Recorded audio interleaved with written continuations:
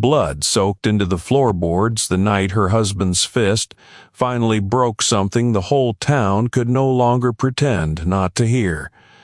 And then the door exploded off its hinges and a mountain of a man stepped through the splinters and the driving snow to end it. For 3 winters, the town of Rimrock Hollow had listened to Prudence Colton scream behind those walls and told itself every single time that it was none of their business. Tonight, the storm finally sent someone who disagreed. And by the time the snow melted off these same peaks come spring, it would not be the mountain man who finished what her husband started. It would be Prudence herself, with a rifle he'd taught her to hold steady, and a debt 3 winters overdue. This is Rimrock Hollow, high in the Colorado Rockies in the winter of 1878. And this is the true shape of a story the whole valley still tells in whispers, about a woman nobody thought worth saving. Quick request before we start: become a channel member. The join button sits right beside the channel name, and it keeps stories like this one coming. Now let's go back to the beginning, to a bank ledger, a father's debt, and a wedding day that looked, to everyone in Rimrock Hollow, like the finest match the valley had ever seen. The San Juans in that country rise fast and unforgiving, a wall of granite and black timber climbing straight up out of the valley floor until the trees give out entirely, and there's nothing left above but bare rock, wind-scoured snowfields, and sky. Rimrock Hollow sat at the foot of all that, a modest scatter of buildings pressed into a fold of the valley, as though the mountains had allowed the town to exist there on sufferance rather than by any real right. And every soul who lived under those peaks understood that the high country did not care one way or another whether the town below it prospered or failed.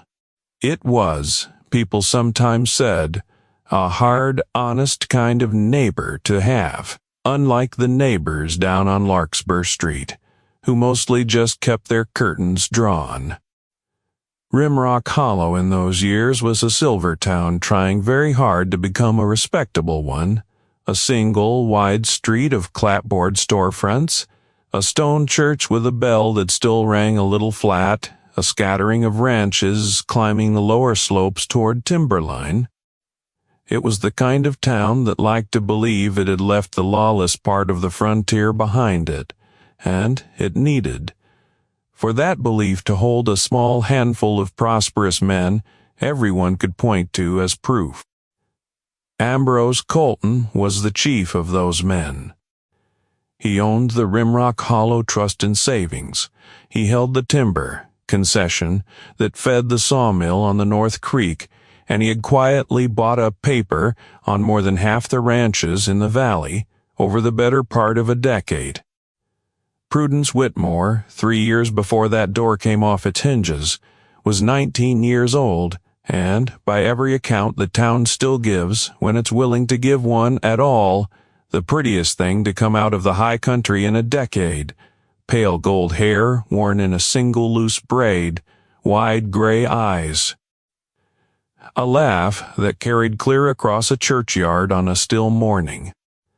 She kept a small sketchbook tucked in her apron pocket, filled with columbine and Indian paintbrush and the little yellow buttercups that came up along Rimrock Creek every June, and she was not vain about any of it, having not yet learned that a face like hers would eventually be treated by the men around her. Her mother had died of a fever when Prudence was 12, leaving her to keep house for a father who ran the town assay office and ran it badly. Walton Whitmore was not a cruel man, only a weak one, and weak men in debt make the same mistake over and over. By the spring of Prudence's 19th year, he owed the Rimrock Hollow Trust more than the assay office would clear in a decade of good seasons. Ambrose called on Walton one April evening with a proposal wrapped in the language of generosity. He would forgive the debt entirely, every dollar of it, in exchange for Prudence's hand. Walton did not think to ask his daughter what she wanted before he said yes. He simply told her, over supper 2 nights later, that it was decided, patted her cheek the way he might pat a good horse, and said she was a fortunate girl to have caught the eye of a man who could give her a life the assay office never would. Prudence married a man she had spoken to perhaps a dozen times in her life, in a borrowed lace veil, 3 weeks after that supper, and the whole of Rimrock Hollow turned out for it and called it, without a trace of irony, the finest match the valley had seen in years. The first weeks of the marriage gave no one in Rimrock Hollow, least of all Prudence, any reason to suspect what was coming. Ambrose kept a fine house on Elm Street, 2 stories of milled lumber and glass windows freighted in from Denver at considerable expense, and he furnished it generously.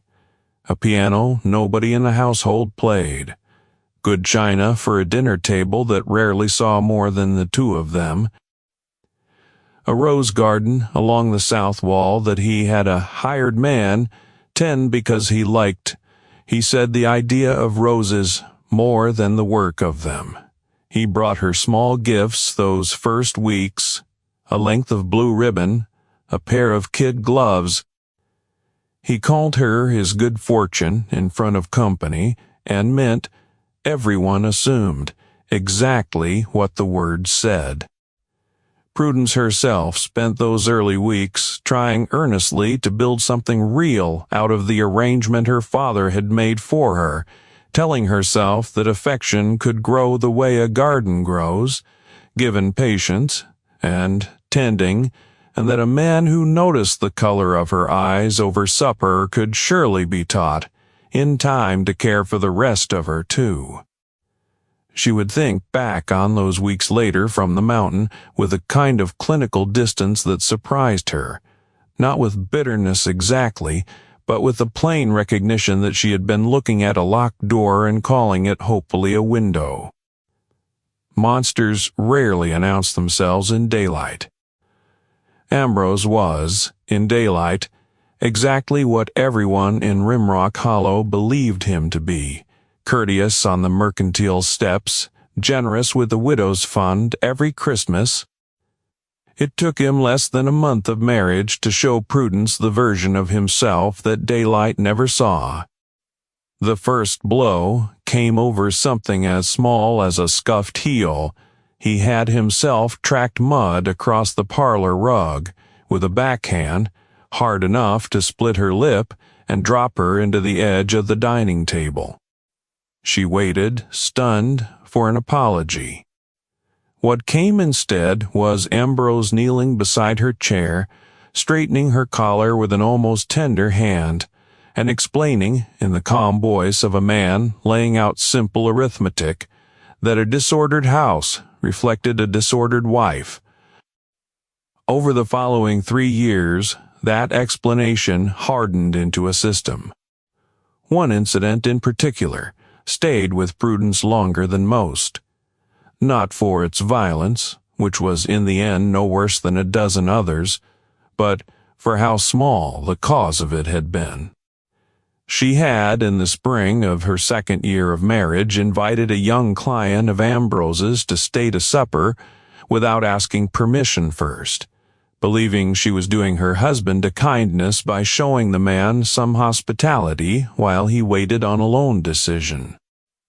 Ambrose smiled through the entire meal, refilled the guest's glass twice, told a story about his own father that made the table laugh. The moment the front door closed behind their visitor, he turned on her in the front hall with a coldness that frightened her worse than the shouting usually did, told her that she had embarrassed him by acting as though she had any authority in his house at all, and left a bruise along her ribs that took the better part of a month to fully fade. She never again invited anyone to that table without asking first, and she noticed, with a kind of quiet horror she couldn't quite name at the time, that some small, essential part of her had simply stopped believing she was allowed to make ordinary decisions of any kind. He never struck her anywhere a Sunday dress couldn't cover.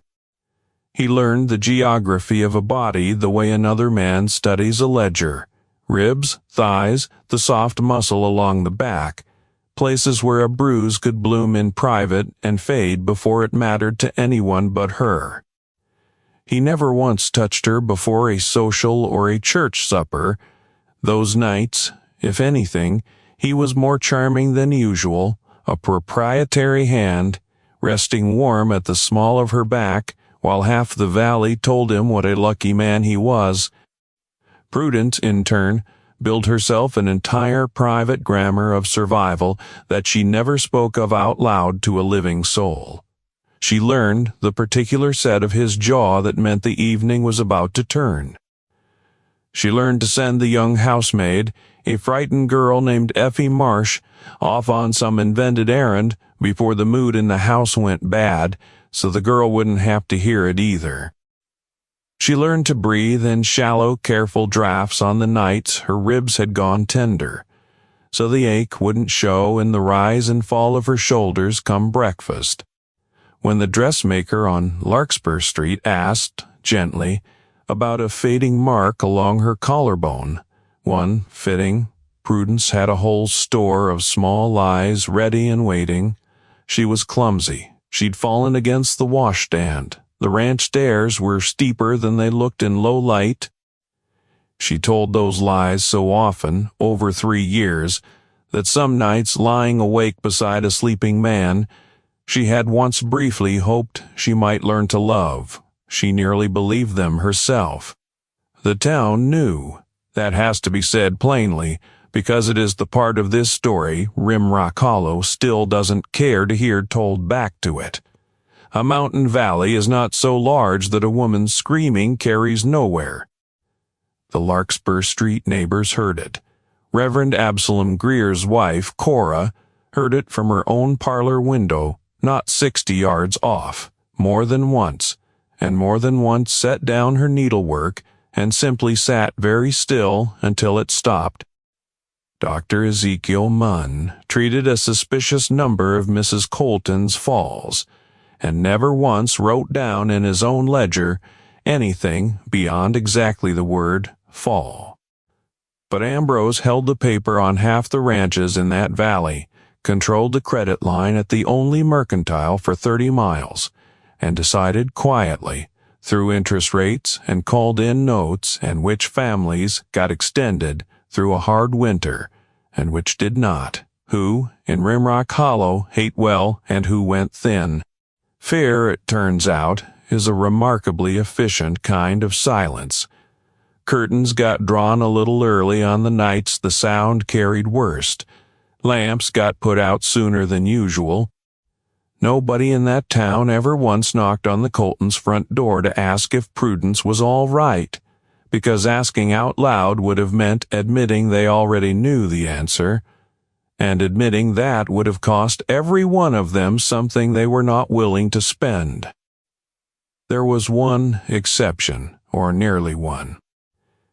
A widow named Ruth Kessler kept the boarding house 2 doors down from the Colton place, and in the second winter of the marriage, she got as far as pulling on her coat one night, meaning to march over and hammer on that door herself and see for her own eyes what was happening. She stood on her own porch a long while with her hand on the rail, working up the nerve, and then she thought of the note she still owed on the boarding house and the 2 young boarders who depended on her keeping its doors open through the winter, and she went back inside and told herself that it truly wasn't her place to interfere in another man's marriage. She would carry that unmade walk across the street for the rest of her life, long after everyone else in Rimrock Hollow had found some other way to forget it, and it was Ruth Kessler, more than any other soul in that valley, who would later tell anyone who asked that the town's silence had never once been ignorance. It had always, every single year of it, been a choice. Once, in her second winter of marriage, Prudence found the nerve to run. She went out a side door in the dead of night, barefoot in the snow, the first quarter-mile before she thought to grab her boots, and made it, bleeding from a cut over one eye, to the little sheriff's office on the square. Sheriff Ezra Purdy wrapped her in a wool blanket, poured her a cup of scalding coffee, and for one brief, hopeful stretch of minutes actually looked like a man weighing his duty seriously. Then he walked her personally back through the snow and delivered her to her husband's front step like a stray, returned to its rightful owner. "A man's home is his own business, Mrs. Colton," he told her along the way, not unkindly, as though he believed he were doing her a favor by saying it plainly. "Best you try, and be a more agreeable wife. Save us both the trouble of this again." Ambrose thanked the sheriff warmly on the porch, pressed a folded bill into his palm before the door shut, and once they were alone, dragged Prudence up the stairs by her hair. She didn't leave that house again for 11 days, and the story that circulated Rimrock Hollow that week was that poor Mrs. Colton had come down with a nasty case of winter influenza. Nobody asked to see her. Nobody thought that was strange either. That failed flight cost Prudence something beyond the 11 days in bed.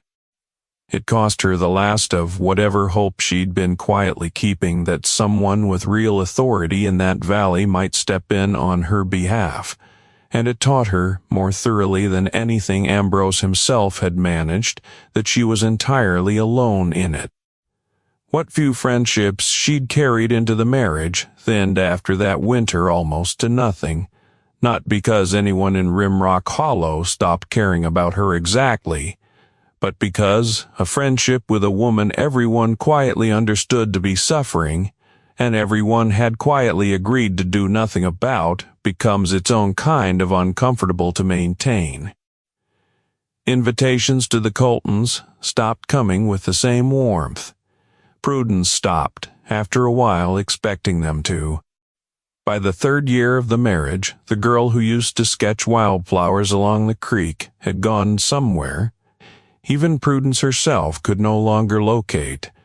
She'd dropped to under 100 pounds. Her hands had developed a small, permanent tremor that no longer went away, even on the good days.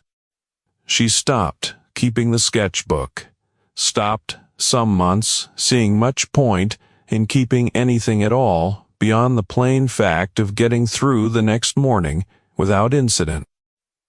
On the very worst nights, staring at a dark ceiling while Ambrose slept peacefully beside her, she found herself praying, not for rescue anymore, because rescue had long since stopped feeling like a category of thing that happened to women like her, but simply for the mountain cold pressing at the window panes to find some quiet way in and take her. Without any further fuss than that. The end of it arrived on the eve of their 3rd wedding anniversary, in the worst blizzard the San Juan Range had thrown at that valley in a decade.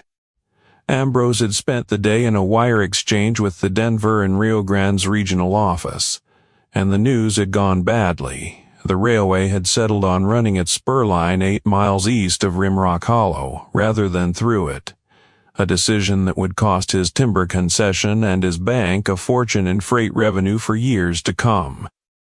He came home already coiled tight with fury, and Prudence, who had learned to read that particular set of his shoulders from clear across a room.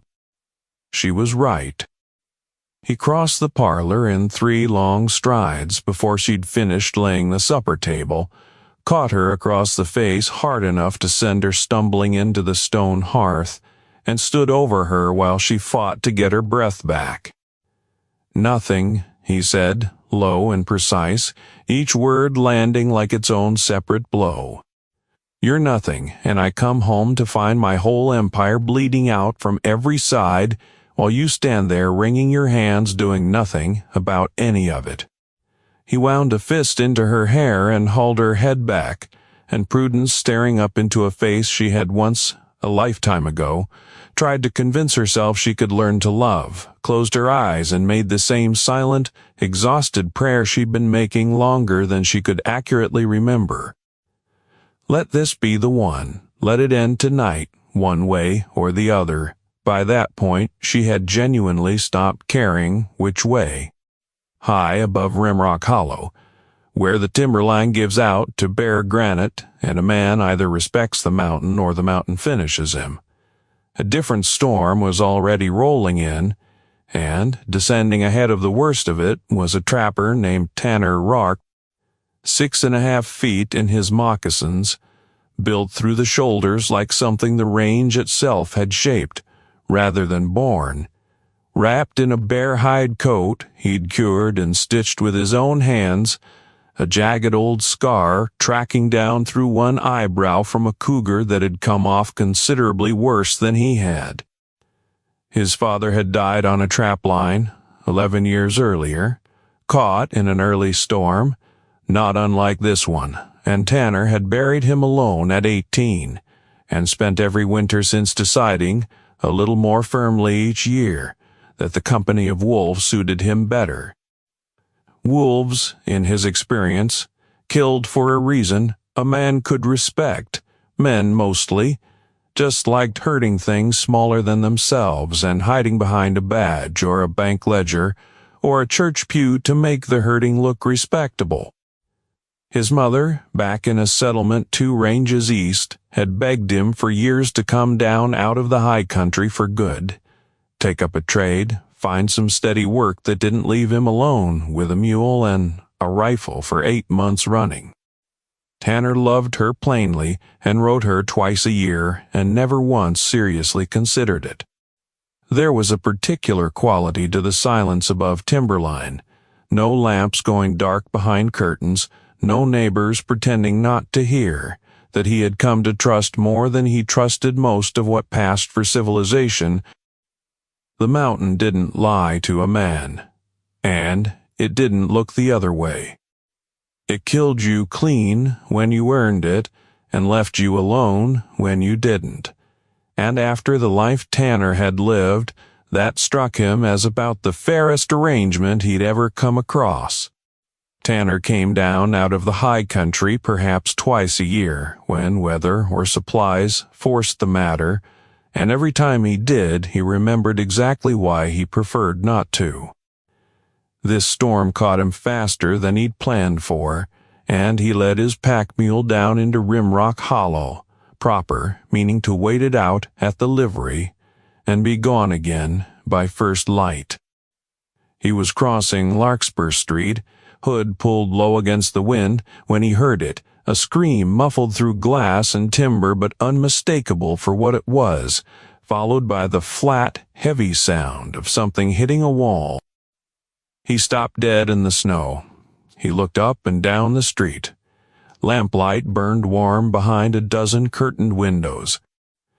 Directly across from the grandest house on the block, a woman's silhouette appeared for one instant at the Reverend's parlor window, looked toward the sound, and very deliberately drew the curtain shut and put out her own lamp.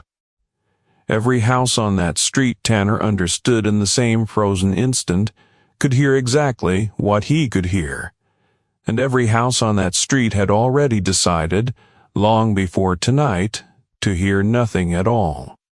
Something old and cold uncoiled in Tanner's chest, the same fury he'd felt only twice before in his life. Once watching a man beat a dog half to death over a snapped snare line.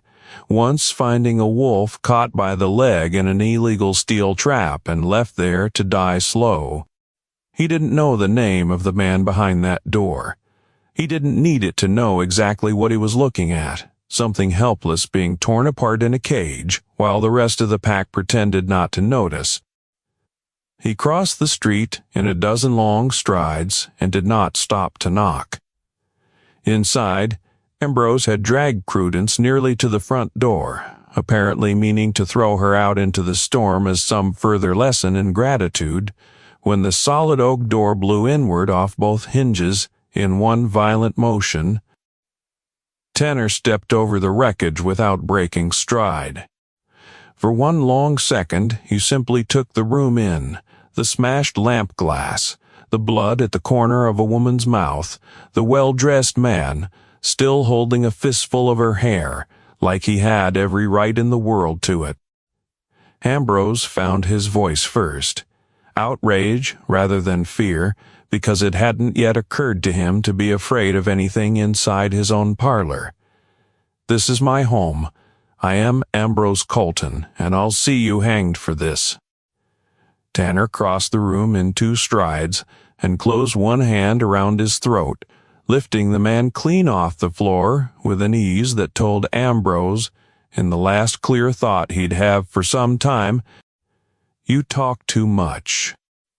He put Ambrose down hard and precisely and left him gasping in a heap by the hearth, ribs cracked, breath punched out of him, alive and about to spend the rest of his life understanding the difference between gentleness and weakness in a way he never had before. Then Tanner knelt beside Prudence, and the same hands that had just folded a 200-pound man in half went gentle as a held bird.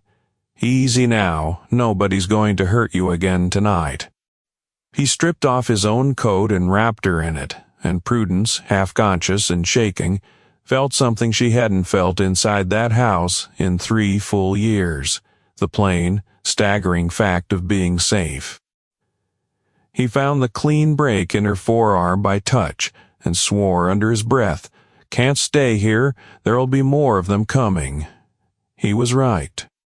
Sheriff Purdy arrived within minutes, 2 deputies at his back, and a shotgun leveled at Tanner's chest, ordering him to step away from the woman. Tanner didn't raise his hands. He pointed one steady finger at Ambrose, coughing on the hearthrug. "You knew what he was doing to her in here. This whole street knew it. You let a wolf chew on a lamb for 3 winters, and called yourselves decent men the whole while." He took a slow step toward the door. Prudence gathered against his chest. "I'm walking out with her." "You want to stop that? Pull the trigger, but you'd best kill me clean with the first barrel, Sheriff, because I promise I'll still be standing for the second."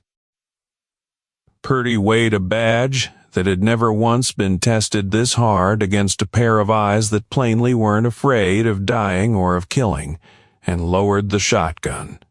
"Take her. Just get gone from my town." Tanner carried her out through the shattered doorway and into the teeth of the storm, up toward the honest, indifferent mountains, and the blizzard closed in behind them and buried every track before morning. If that door breaking down meant something to you, become a channel member, the join button's right beside the channel name. The climb took the better part of 6 hours through a whiteout so complete Tanner navigated the last 2 miles almost entirely by memory, counting the shape of certain boulders under his boots, the way another man might count landmarks on a well-lit road. He reached his line cabin near the Timberline just before dawn, packed the door shut against the wind, and set Prudence's broken arm by firelight with a quick, sickening pull that pulled a cry out of her even through the fever already climbing. For 3 days after that, and most of 3 weeks beyond it, she drifted in and out of a delirium that took her back, again and again, to that ruined parlor, thrashing awake, certain a fist was coming down, certain she could smell her husband's shaving soap in the dark. The blow never landed. What landed instead, every single time, was a cool, damp cloth against her forehead, a low, unhurried voice humming some half-remembered hymn from a childhood Tanner rarely spoke of, until her breathing settled and the fever dream let her go. He fed her broth spoonful by careful spoonful on the days she couldn't sit up on her own. He kept the fire built through nights so cold the cabin logs cracked like gunshots, and slept, when he slept at all, propped in a chair near the door rather than the narrow cot as though some part of him intended to stand between her and the whole outside world. Effie Marsh would have told her, had she known, that half of Rimrock Hollow assumed Mrs. Uffa. Colton had frozen to death somewhere on the mountain that first week and gone right on assuming it, because it was an easier thought than the alternative. Somewhere in the second week, in one of her clearer stretches, she noticed a small, carved shape sitting on the shelf above the cot. A rough little chickadee, whittled from a scrap of pine wings, barely suggested, but unmistakably a bird all the same. She asked about it once her voice came back enough to manage full sentences. Tanner shrugged it off, the way he shrugged off most things that mattered to him. He'd carved it, he admitted, the second night she was there, mostly to keep his hands busy while he waited to see whether the fever would take her. He hadn't meant anything particular by it. Prudence kept it anyway, tucked it into the pocket of the buckskin she'd eventually make her own, and carried it with her. She would tell people much later, for the rest of her life, not because it was fine work, which it plainly wasn't, but because it was the first thing anyone had made for her in 3 years that didn't come with a cost attached. When Prudence finally surfaced whole one gray morning in early February, thin sunlight coming sideways through the cabin's one small window, the first thing she managed was a single hoarse question. "Why did you save me?" Tanner, sitting on an upturned crate, mending a snowshoe binding, didn't answer right away, as if the answer were something he had to feel around for in a place he didn't visit often. "I don't hold with cages," he finally said. "And I don't hold with men who spend their strength on things smaller than themselves. Wasn't really a decision. There just wasn't a version of that night where I walked past that door. It was, Prudence would think later, the least sentimental thing anyone had ever told her, and somehow the kindest." Down in Rimrock Hollow, Ambrose Colton survived his broken ribs. A Denver physician drained the fluid gathering around one collapsed lung and pronounced him, grudgingly, likely to live, and spent his long recovery converting humiliation into something colder and far more useful than rage. By the time he could sit upright without pain, he'd already settled on the story he would tell, and would go on telling for the rest of his life, that a savage mountain man had broken into his home unprovoked and stolen his lawful wife. He no longer trusted Sheriff Purdy, whose nerve he'd personally watched fail, once already, to climb a mountain after Tanner Rourke. Instead, he wired Denver for a name that carried its own particular weight west of the Divide, Cyrus Gaunt, a former Army scout turned professional manhunter, a lean, unhurried man with pale, flat eyes, who was known across 3 territories for bringing back the bounties he was hired to bring back, and rarely troubling himself with whether they arrived breathing. Gaunt rode into Rimrock Hollow in early March, sat across a mahogany desk from the still-bandaged banker, and listened to the whole offer without expression. $5,000. Prudence returned alive, and Tanner Rourke's body left wherever it happened to fall. "Come the thaw," Gaunt said, turning the whiskey glass once between 2 fingers. "I'll have your wife back on your arm and that mountain man's hide staked out to dry inside the month." Ambrose smiled for the first time since the parlor, and began, patiently, to wait for spring. Winter, meanwhile, was quietly remaking Prudence into somebody her husband would not have recognized, and would certainly never again be able to control. Once her arm had knitted enough to bear light use, she flatly refused to spend the rest of the season being tended like an invalid, and Tanner, reading that refusal correctly as the first real sign of life, he started her small.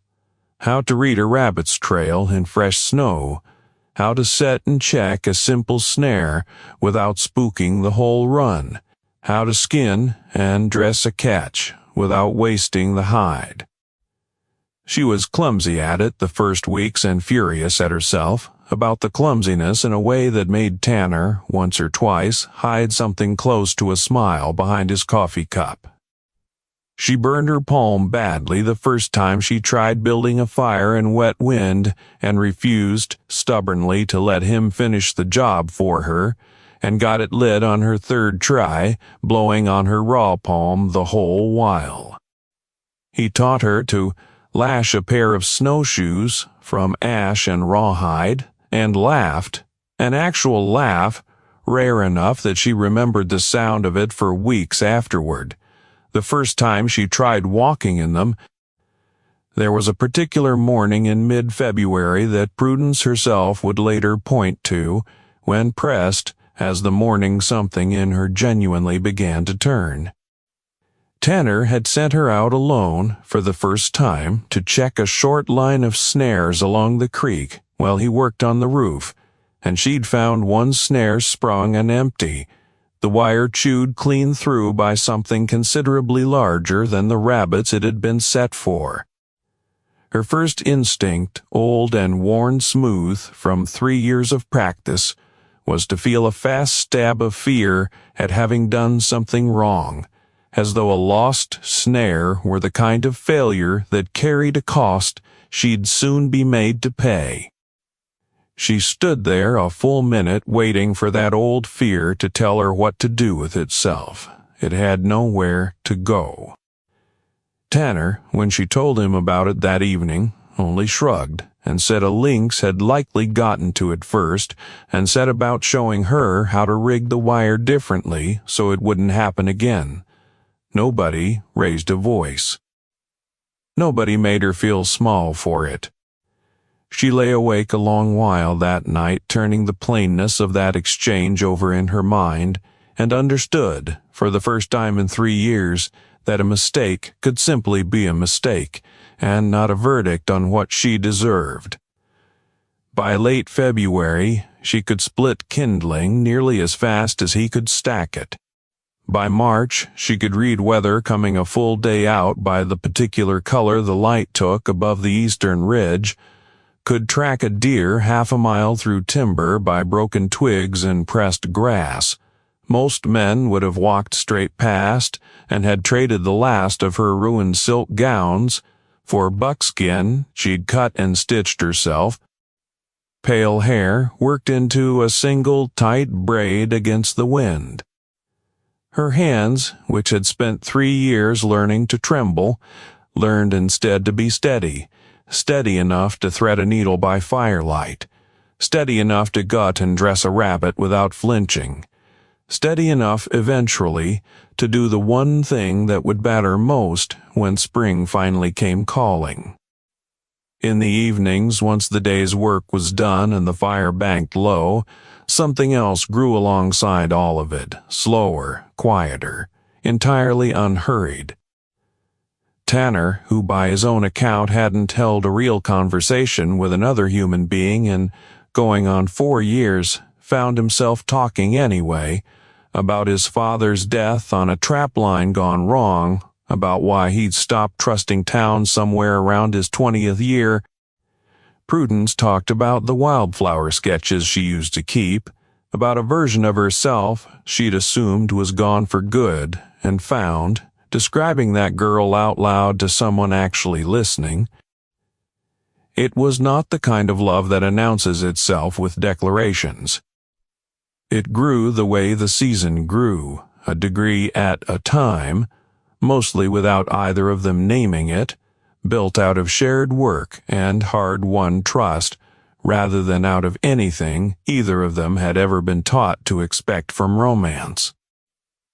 She caught herself one evening in late March, watching the firelight move across the old scar through his eyebrow, and thinking, with something like wonder, that she had not once flinched at a man's raised hand in nearly 2 months, and that the reason for that had a name, and the name was sitting 6 feet away mending a rifle strap by lamplight.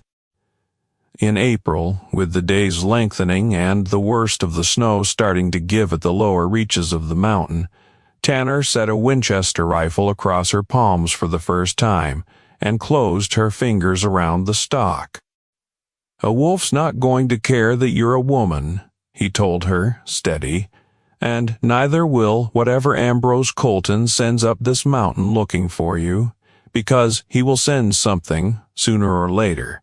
Breathe out slow, squeeze, don't yank. And once you've decided to pull that trigger, don't you ever hesitate, because hesitating is the only way a person loses." The first few shots went wide and she flinched hard at every report, and Tanner never once raised his voice about it, only reset her stance, adjusted her grip, and had her try again. She practiced through the better part of April, patient and grimly serious about it, sunup to nearly dusk some days, until she could clip a pine cone off a branch at 50 paces without so much as a blink. There was one particular night in early May that Tanner would remember longer than almost any other that winter. A late storm blew in without much warning, and rather than wait it out safe by the fire, the way he expected her to, Prudence pulled on her coat, checked the drift depth off the north eave the way he'd taught her, and quietly went out on her own to secure the mule and check the snowshoe cache before he'd even finished reaching for his own coat. He found her 20 minutes later, already coming back in. Snow-crusted white in her braid, entirely unbothered, and he stood in the doorway a moment just looking at her before he trusted himself to say anything at all. She hadn't waited to be told what needed doing. She had simply gone and done it the way he would have, the way she never once could have back in that house on Elm Street. And something settled in his chest that night that he didn't have an easy name for and didn't try particularly hard to find one. She was not, by the time the passes opened for the season, a woman waiting on anyone to come rescue her a second time. She had become, without entirely meaning to, someone else's idea of a threat. The passes cleared in the last week of May, and Cyrus Gaunt came up them at the head of 3 hired guns, with Ambrose Colton riding at the rear of the column in a fresh gray suit, as though he expected to be reclaiming a piece of property rather than a person. Gaunt had tracked harder men than Tanner Rourke through worse country than this, and he made the climb the way he made every climb, without hurry and without waste, reading sign off the melting snow with the same flat, professional attention he'd once given deserters and cattle thieves for the Army before the Army had let him go for reasons he never discussed. They passed the burned-out shell of an abandoned homestead a mile below the Timberline, and Ambrose, riding stiff and irritable in his fresh gray suit, complained the whole way up about the cold and the pace and the indignity of a banker having to climb a mountain to collect his own wife. Gaunt said almost nothing back. He had long since stopped, expecting the men who hired him to be anything other than exactly what they were, and he found, if he was honest with himself, that he liked Ambrose Colton a good deal less with every mile of that climb, not enough to refuse good money over it. That he would not be troubling himself to mourn the man if this went badly for him. They found the cabin smoke by mid-morning and made their approach with the patience of men who intended to finish a job clean. At first light, with Tanner down at the creek, checking a line of snares, a rifle cracked from the tree line and pinned him behind a boulder, a bullet burning a furrow across his upper arm before he'd even located the shooter. Gaunt had planned it well. Keep the mountain man occupied, and let Ambrose walk in alone to collect what he believed was still his. Ambrose pushed the cabin door open.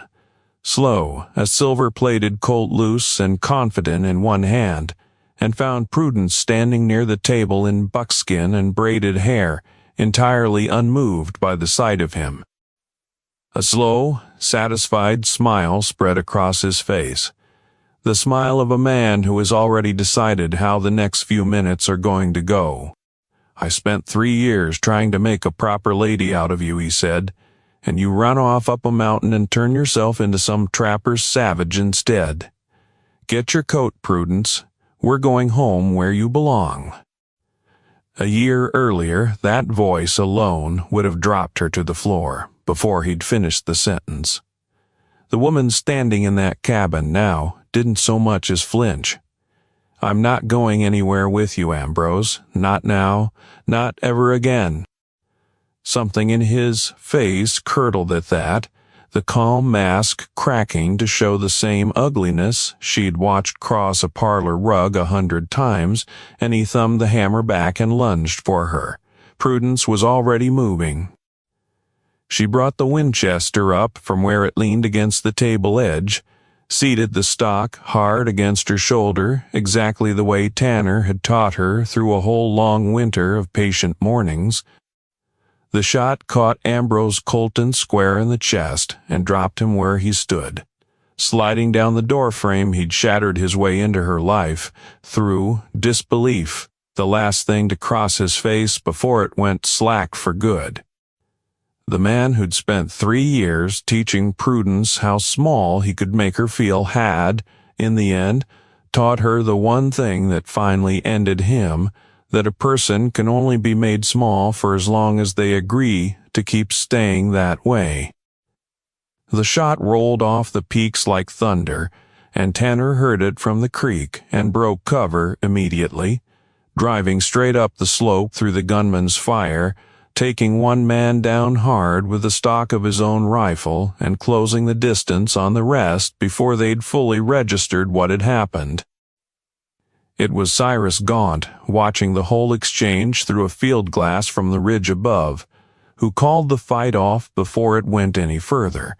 He saw Ambrose Colton fall dead through that lens, understood instantly and with total professional clarity that a dead man pays no bounty, and rode back down into the timber without another shot fired, leaving his hired guns to scatter after him rather than die, for a contract that no longer existed.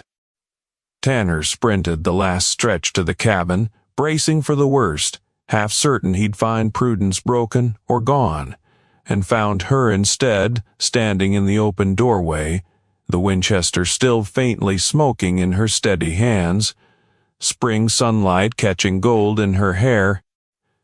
The man who had owned 3 years of her life, no longer any part of the woman standing over him. "Are you hurt?" Tanner crossed the last few yards to her, breathless. "No," Prudence said, and looked past him out over the high, indifferent, untamed country that had taken her in broken and given her back whole. "For the first time in my whole life, Tanner, I don't think I've ever been less hurt than I am right now."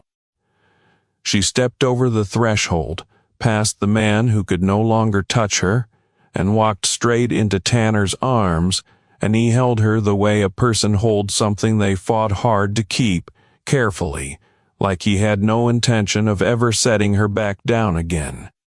Behind them, down the slope, the 2 surviving gunmen were already scattering into the timber without their pay, and the only sound left on that mountainside besides the wind was the ordinary creak of the pines and, somewhere below, the fading hoofbeats of a manhunter riding away from a contract that had died with the man who'd signed it. They buried Ambrose Colton where he fell, at the tree line above the cabin, without a marker and without a single word said over the grave, because neither of them could think of a true one worth saying, and because the mountain, Tanner told her, kept its own accounting of a man's life a good deal more honestly than any headstone could. Prudence stood over the raw-turned earth a long moment before she turned and walked back toward the cabin, and found to her own quiet surprise that she felt nothing at all where she had half expected to feel triumph or grief or something in between. What she felt instead, walking back into the sunlight with Tanner's hand loosely at her back, was simply the enormous, uncomplicated relief of a held breath, finally let go after 3 years of holding it. They never went back down to Rimrock Hollow. The town found what was left of the story on its own, eventually the way mountain towns always do. Sheriff Purdy rode up with a small party come autumn, found the banker's remains at the tree line where the seasoned scavengers had long since finished their own quiet accounting, and rode back down again with little enough to report. Because there was no version of the truth he could tell that didn't also indict the whole town that had let it happen for 3 winters running. Ruth Kessler, the boarding house widow who'd never made that walk across the street, told the story straight to anyone in Rimrock Hollow, willing to hear it plainly for the rest of her own life, unmade walk and all, and never once softened her part in it for the telling. Effie Marsh, the frightened housemaid who'd so often been sent from the room before the worst of it, left the valley within the year for a position in Denver, and wrote once, years later, to say she still thought of Mrs. Colton.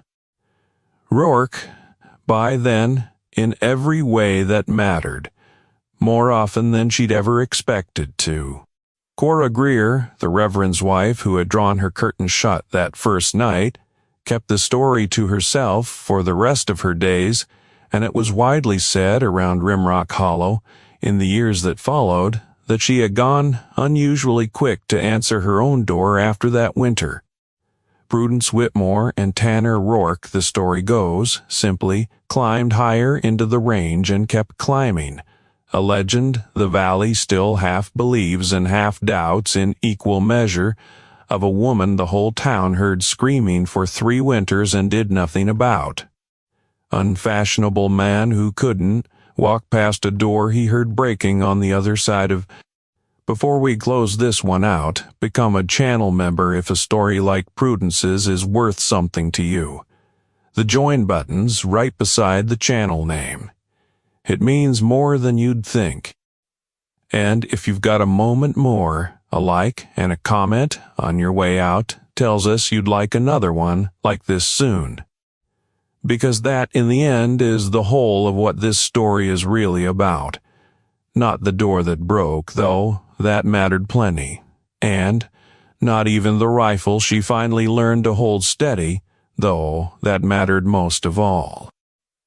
It's the plain fact that no cage, no matter how many years it stood, and no matter how many neighbors agree to look the other way, is ever quite strong enough to hold a spirit that has finally learned how to fly.